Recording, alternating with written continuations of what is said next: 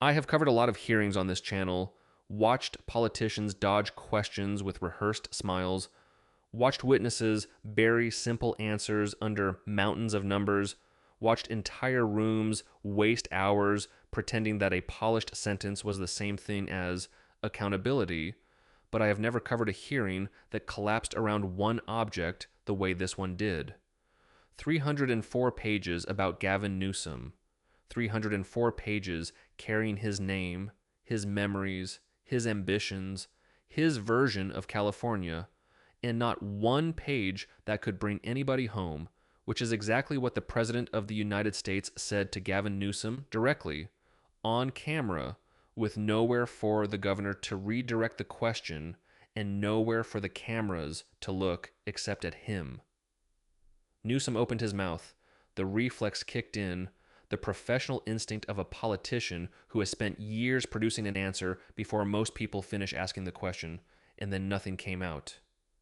He looked down at the book lying on the table, the book with his own name printed across the cover, closed it slowly with both hands, and pressed his palms over the title as if the physical pressure of his hands could somehow push the moment backward and make the words disappear.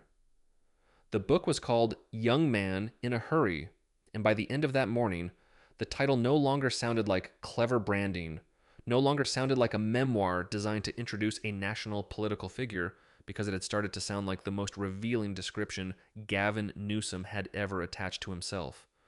12 minutes earlier, however, he had walked into that hearing room carrying the same book very differently, not like something he wanted to hide, but like something he wanted everyone to notice, tucked under his arm with the confidence of a man arriving with his own evidence of importance. He placed it beside his microphone, looked across the table, and smiled at Donald Trump with the smooth assurance of someone who had spent decades learning how to look completely comfortable under television lights, while Trump was already sitting at the opposite end with another copy of the same book in front of him. Inside Trump's copy were 3 sticky notes, 3 marked locations, 3 places in 304 pages that would gradually turn the book from an accessory into a problem, and Gavin Newsom did not yet know what any of them were marking. Trump opened lightly, thanked the governor for coming, joked about the book tour, the podcasts in Davos, mentioned that he had read enough of the book to notice the personal material, and then moved immediately toward the question underneath all the performance. California receives enormous amounts of federal money. So what exactly did Gavin Newsom do with it? Newsom answered in the familiar rhythm that had served him for years, pointing to California as the 5th largest economy, invoking a doubled firefighting budget and a reported 9% reduction in homelessness, stacking numbers quickly enough to create motion even when the answer itself was not moving toward the question Trump had actually asked. While Newsom spoke, Trump turned a single page, an almost insignificant sound in a hearing room full of microphones and cameras, but it carried because everyone could already sense that the book on the table was not there for decoration. Then a congressman asked for 60 seconds and held up a letter he said had arrived that morning from a 71-year-old man in Fresno. And suddenly the argument stopped being about abstract government performance and became about one household that could not be reduced to a percentage. The letter described the man's wife entering a nursing home in March 2020 after Gavin Newsom signed the visitor ban, described the husband driving to the facility every day for 9 months, standing outside the window, placing his hand against the glass, sometimes knowing she could see him and sometimes not knowing whether she even understood that he was there. She died in December 2020 alone, and he was not permitted to hold her hand, while in that same period the governor was dealing with the public consequences of his appearance at the French Laundry.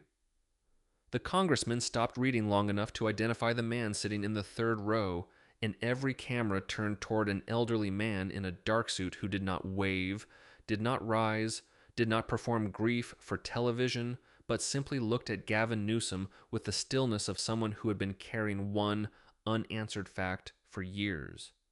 Newsom responded the way political executives often respond when a human story threatens to overwhelm the official narrative, expressing sympathy before moving toward estimates, statewide outcomes, and policies that, in his presentation, had saved lives, converting an individual loss back into the language of administration where numbers are easier to control than faces. Trump looked from Newsom to the man in the third row, then back to the book, and the shift in his expression mattered because the hearing had just acquired a reference point that no statistic could erase. Trump leaned forward and acknowledged Newsom's familiar list of strengths: the GDP, the size of California's economy, the firefighting claims, the polished delivery, and then lifted the book so the cameras could see the cover clearly.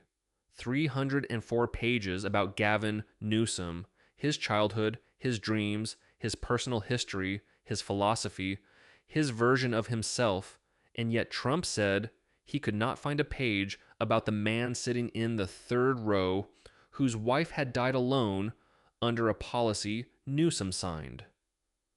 That was the first real collision of the morning, because the letter and the memoir had been sitting in the same hearing room as separate objects until Trump placed them in direct opposition. One representing the story a politician chose to tell about himself, and the other representing the cost a citizen believed that politician had imposed on his family.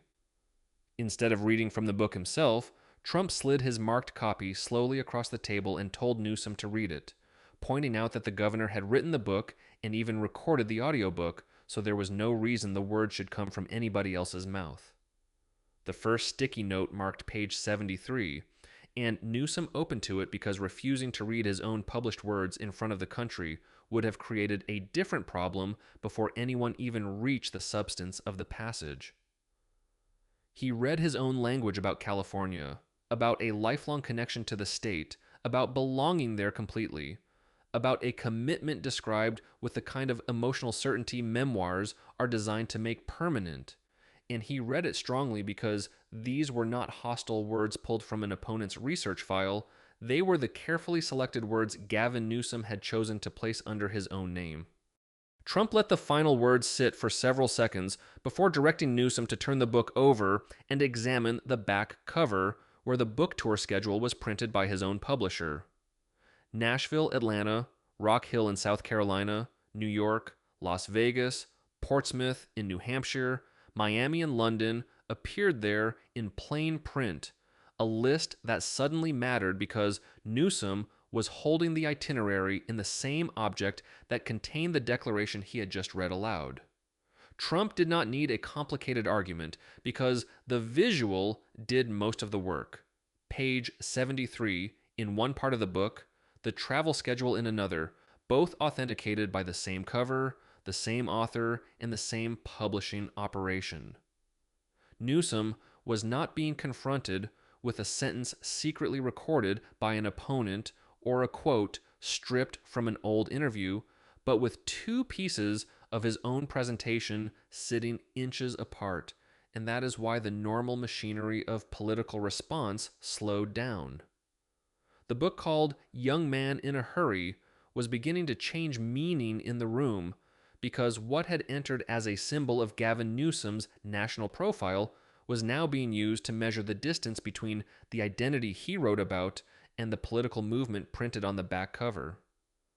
There were still two sticky notes left. Trump looked beyond Newsom and directly into the camera because at that point the contradiction in the book was no longer only a problem sitting between two men at a hearing table.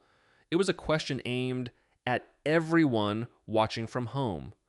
The worst part, he said, was not simply that Newsom had traveled, because governors travel and politicians campaign and public figures leave their states, but that he appeared to believe nobody was keeping track. Nobody was connecting the speeches, the book events, the national appearances, and the ambitions with the people still waiting inside California. Trump pointed toward the people who had watched businesses close, watched neighborhoods deteriorate, watched expenses rise, watched families move away, and then watched their governor appear somewhere else talking about a future that seemed increasingly larger than the state he was supposed to be running.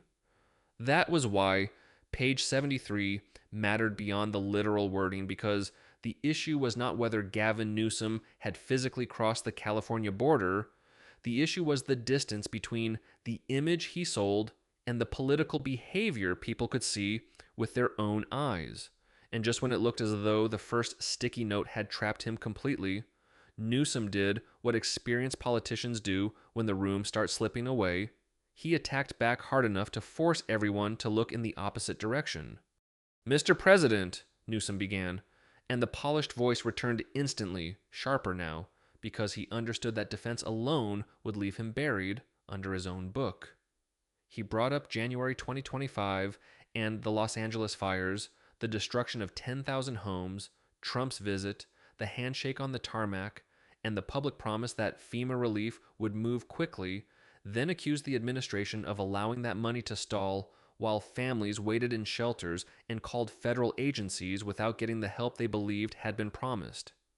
It was not a weak counterattack, and pretending otherwise would miss the reason the next few seconds mattered, because the argument landed precisely where Newsom wanted it to land, shifting the hearing away from his memoir and toward federal responsibility during a disaster. Reporters started writing faster. Democratic staff behind Newsom reacted visibly, and for a short stretch the atmosphere changed because the governor had finally forced Trump to answer something uncomfortable instead of merely forcing Newsom to answer uncomfortable questions. For roughly 15 seconds, Gavin Newsom had the current of the room running back toward him, and he knew exactly how to use that kind of current because that has always been the environment where his political instincts look strongest. Trump did not fight over every FEMA detail, did not bury the room in an argument about federal procedure, and did not allow the hearing to drift permanently into a separate dispute, because that would have done exactly what Newsom needed. He acknowledged the criticism with brutal economy, saying FEMA was slow, then immediately turned the question back toward the man from Fresno and asked whether Newsom's own office had ever called him even once after his wife died under the restrictions Newsom had signed. That counter took only seconds, but it restored the original frame because it forced the contrast back onto the table. Newsom wanted to discuss an administration's failure to move fast enough, while Trump wanted him to confront the personal consequence already sitting in the third row. Instead of chasing Newsom into a broad argument about disaster relief, Trump returned to the one thing the governor could not convert into a national talking point, the face of a 71-year-old man who had come to Washington carrying a memory no press strategy could erase. Then Trump lowered his voice, ended the detour, and reminded everyone why they were there in the first place. The book had 3 sticky notes, and they had only read one. The second sticky note was on page 142, and if the first marked page had challenged the geography of Newsom's loyalty, the second challenged the version of leadership he had written about the pandemic. Newsom opened to the tab and read his own description of guiding nearly 40 million people through the worst public health crisis in a century, making difficult decisions, imposing lockdowns, mask rules, and school closures, and presenting those choices as the actions of a leader willing to accept criticism in order to save lives. He read the passage with conviction because the language was built to carry conviction, the kind of retrospective language political memoirs use when the author is no longer describing uncertainty in real time, but constructing an argument about what history should remember. Trump listened without interrupting, letting Newsom complete the account exactly as written before reducing the entire passage to one simple point. This was the story Newsom had chosen to publish about himself. Then Trump asked when that page had been written, and the room shifted again because everybody could hear where the question was going before he even finished setting up the contrast. Trump went directly to November 2020, the week of Thanksgiving, when Californians had been told to restrict gatherings, families canceled travel, elderly relatives remained separated, nursing homes restricted visitors, churches faced limits, and millions of people accepted those conditions because they had been told obedience was part of protecting one another. He reminded Newsom that during that same period, the governor attended the dinner at the French Laundry with a group of people that included lobbyists, an event that became politically toxic, precisely because the public had been living under rules that made ordinary family gatherings difficult or impossible. The point was not complicated, which made it harder to smother with rhetoric. The governor had demanded sacrifice from people who had fewer choices, fewer connections, and less freedom to explain away their own exceptions, then appeared in a setting that looked like an exception reserved for the powerful. Newsom had already called the dinner a mistake and had repeated that acknowledgement many times, but Trump's attack was not really aimed at whether the apology existed. It was aimed at whether saying mistake erased the hypocrisy people believed they had witnessed. And because the book framed the pandemic as a chapter of decisive leadership, every omission now mattered more, especially the details that did not fit comfortably inside the heroic version of the story. Trump then moved to Newsom's children and the fact, as presented in the original account, that they attended private school in person while public school students across California were still dealing with closures and remote learning. That detail sharpened the same accusation because it placed the burden of the policies and the private options of the governor's own family side by side, forcing the audience to consider not merely whether the rules were defensible in theory, but whether the people making them lived under comparable consequences. Newsom answered with the line he had used before, that the French laundry dinner had been a mistake, that he had taken responsibility. But Trump dismissed that formulation as political responsibility without personal consequence, the kind where the apology is issued, the headline passes, and the official remains exactly where he was before. Then Trump turned toward the camera again and widened the room, asking people watching at home to remember the Thanksgiving they missed, the Christmas they spent apart, the funeral they watched through a screen, the nursing home window that replaced a final embrace, and the family member they were told they could not visit. In the third row, the man from Fresno looked down at his hands, and at that point, the second sticky note was no longer merely a page in Gavin Newsom's memoir, because the room had begun measuring the words on page 142 against memories that millions of people did not need a book to remember. Trump stayed on page 142 long enough to make the contrast unavoidable, because the point was no longer simply that Gavin Newsom had written a flattering account of his pandemic leadership. The point was that the flattering account existed beside memories that millions of Californians had never packaged into a memoir, never polished into a chapter, and never been given the luxury of editing after the fact. He reminded the room that the book contained hundreds of pages available for reflection, explanation, self-assessment, and context. Yet, in the version Newsom chose to publish, there was no equivalent space given to the French laundry dinner, no extended confrontation with the private school controversy, no page that forced the author to sit with the full contradiction between the rules imposed on ordinary families and the exceptions associated with the governor's own life. That omission mattered precisely because memoirs are selective by design, because what an author leaves out can become as revealing as what he puts in, and Trump was turning those absences into evidence against the image Newsom had constructed for himself. The room did not need another argument about whether lockdowns were justified in the abstract, because that debate had been fought for years.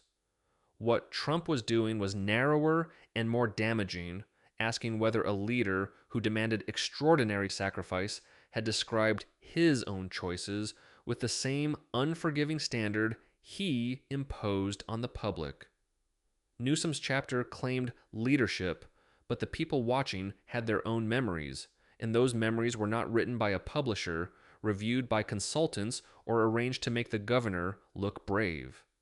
Trump turned toward the cameras and addressed the people who had spent holidays alone, who had watched relatives through windows, who had canceled trips they could barely afford, who had accepted rules they hated because they were told those rules were necessary, and he asked them to compare that obedience with the image of the governor sitting at an expensive dinner. The emotional force of that comparison came from its simplicity because people did not need a briefing book to understand the resentment of being told that sacrifice was mandatory while watching powerful people operate under circumstances that appeared very different. The man from Fresno remained in the third row, quiet, looking down at his hands, and his presence continued to make the entire argument harder to escape because he represented the kind of consequence no press statement could flatten into a statistic. Trump told Newsom that he had written the version where he was the hero, but the people at home remembered another version, the one containing empty chairs at Thanksgiving, Christmases conducted through screens, funerals watched remotely, schools closed, businesses struggling, and rules that seemed absolute until somebody important was caught bending them. That was where the second sticky note did its work, not by producing some secret document or hidden recording, but by forcing Newsom to read his own polished description of leadership immediately before the room confronted the memories his chapter had left outside the margins. Then Trump moved to the third sticky note, the one that had been waiting on the title page from the moment Newsom entered the room, and the entire argument narrowed again until only 5 words mattered. Young man in a hurry. He lifted the cover toward the cameras, read the title slowly, and asked the simplest question of the morning, a question so basic that it stripped away nearly every layer of professional language available to Newsom. In a hurry to go where? Trump did not let the title remain a clever phrase chosen by a publisher because he immediately tied it to the accusations already built across the first 2 tabs, arguing that Newsom had not been in enough of a hurry for Los Angeles when homes were burning, not in enough of a hurry for Sacramento when California faced a massive budget deficit, and not in enough of a hurry to personally answer the people who believed the state had abandoned them.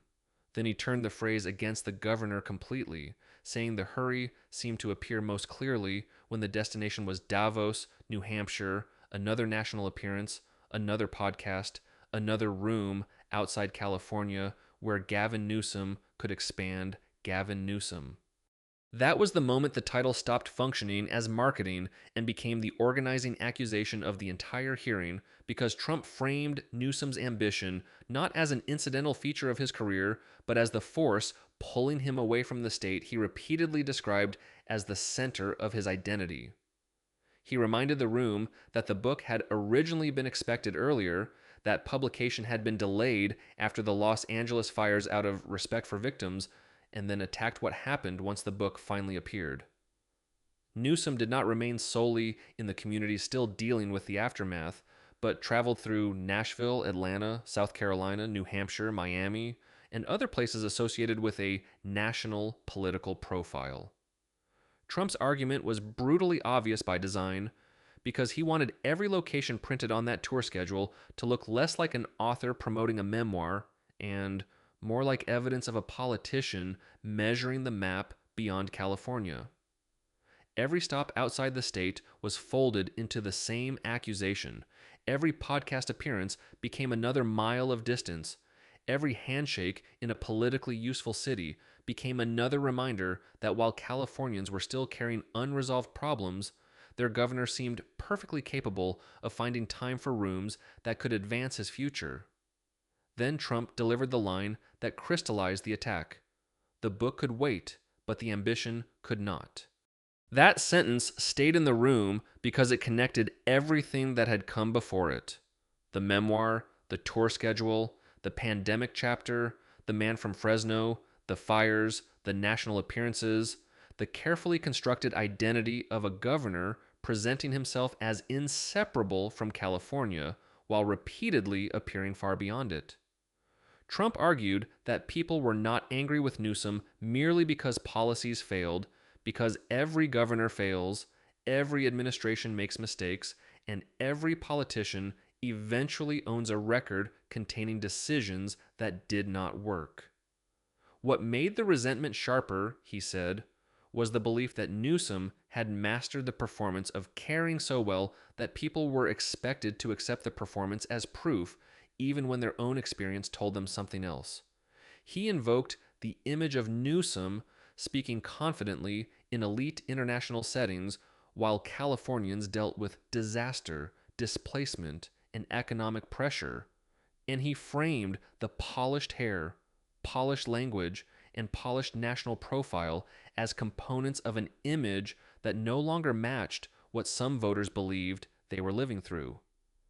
Then he widened the accusation beyond the room, describing families who had argued about Newsom around dinner tables, parents being told by their children that they were exaggerating, older voters being dismissed as partisan, people carrying the same suspicion year after year without ever hearing it articulated in a room where the governor himself had to sit and listen. Trump told those people they had not imagined the contradiction, had not invented the distance, and had not misunderstood what they were watching, because now the governor's own book was sitting open on the table and supplying the framework for the criticism. The genius of the attack within the structure of that hearing was that Trump did not need to introduce a new object after the first few minutes. The same memoir that Newsom had carried into the room as a symbol of achievement kept producing each successive argument against him. Page 73 supplied the claim of lifelong devotion to California. Page 142 supplied the heroic pandemic narrative. The back cover supplied the travel schedule, and the title supplied the final metaphor without anyone having to invent one. 3 sticky notes were enough to turn 304 pages of controlled self-presentation into a series of questions about absence, hypocrisy, and ambition, and by the time Trump looked down at the closed cover again, the book had ceased to belong rhetorically to its author. Then Trump lowered his voice, looked at Newsom, looked at the title one final time, and prepared to deliver the line that would end the morning. 304 pages about you, not one page brought anyone home. 304 pages about you, not one page brought anyone home. The sentence was short enough to fit on a bumper sticker, simple enough to survive without explanation, and brutal enough that nobody in the room needed another paragraph to understand what Trump was accusing Gavin Newsom of becoming. Newsom opened his mouth and began, "Mr. President, I," with the familiar smoothness of a man whose entire public career had been built around never allowing dead air to exist around him, because silence is dangerous when your profession depends on controlling the next sentence before anybody else can. But the sentence did not come. The voice that had carried him through interviews, press conferences, debates, podcasts, crisis briefings, and political confrontations stopped before it could assemble another defense. Not because anybody interrupted him, and not because the chairman cut his microphone, but because every available direction seemed to lead back toward the same book lying in front of him. He looked down at the cover, at his own name, at the title he had walked into the room carrying like a credential, and, for the first time that morning, the object no longer looked like evidence of a future campaign, a national profile, or a carefully packaged personal story. It looked like the physical record of the argument that had just cornered him. Newsom closed the book slowly with both hands. Not dramatically, not with a theatrical slam, but with the controlled movement of someone trying to end the visual before the cameras could extract anything else from it. His palms came down over the cover, pressing across the title and across his own name, and that small motion immediately became more powerful than another page of testimony, because the governor who had spent the morning defending his record was now physically covering the thing that had been used to challenge it. It looked almost absurdly symbolic, without anyone having to manufacture symbolism, because the same name that had been printed large enough for bookstore shelves was now disappearing beneath the hands of the man who had written it. The chairman leaned toward the microphone and asked whether the governor wished to continue, giving Newsom the cleanest possible opening to return to the performance, to produce another statistic, another counterattack, another polished answer, anything that would restore the normal rhythm of political combat. Newsom answered with 2 words: "No further." And then he stayed there, which made the silence worse, because walking out would have looked like retreat, while standing up to argue would have required a sentence he apparently did not have. He did not reach for water, did not turn dramatically toward an aide, did not whisper into somebody's ear and did not perform the usual collection of small political gestures that signal control when control is slipping. The man known for filling rooms with words sat behind his nameplate with both hands still near the book that had just supplied the frame for the entire attack, while cameras kept recording, because cameras understand instinctively when the absence of movement is the story. Gavin Newsom had spent years proving that he could survive hostile interviews, ideological opponents, and difficult rooms by staying quicker than the question, smoother than the accusation, and more composed than the person attacking him. But none of those advantages worked once the argument had been reduced to his own published words sitting inches away. For the first time in the sequence presented by this hearing, silence was louder than the governor. Within the hour, the clip that spread was not only Trump speaking, because the image people kept replaying was Newsom closing the book and pressing both hands down across the cover. 10 seconds of almost no movement became the visual summary of the entire exchange, because viewers did not need a transcript to understand what it looked like when a politician entered a room proudly carrying a memoir and left the central argument with that same memoir closed under his palms. The footage looped because the gesture carried a message more efficiently than another 1,000 words of commentary, and the contrast was impossible to miss. 304 pages had been written to define Gavin Newsom on his terms, yet the most memorable image associated with those pages was now the author trying to shut them. According to the original account, Democratic leaders did not rush out that evening with a coordinated defense, and that absence was interpreted not as neutrality, but as another layer of political discomfort surrounding the moment. In politics, people understand that silence can be strategic, but after a public collapse of this kind, strategy and distance can look almost identical. After the hearing, the 71-year-old man from Fresno walked out of the Rayburn building in the same dark suit he had worn inside, passing press trucks, staffers, and people staring at their phones without becoming the center of anybody's television package. Nobody stopped him for a dramatic interview, nobody pushed a microphone toward his face, and that fit the entire point of his presence because he had not come to Washington to become famous. He had come to sit where Gavin Newsom could see him. For 9 months during 2020, according to the account read into the hearing, he had driven to a nursing home and stood outside a window trying to maintain contact with his wife through glass. And when she died in December, he had been unable to hold her hand. He carried that memory into the hearing room without a book, without a media strategy, and without a national tour schedule, and all he needed to do was sit in the third row while the governor confronted a record that had always been discussed more comfortably in percentages than in individual faces.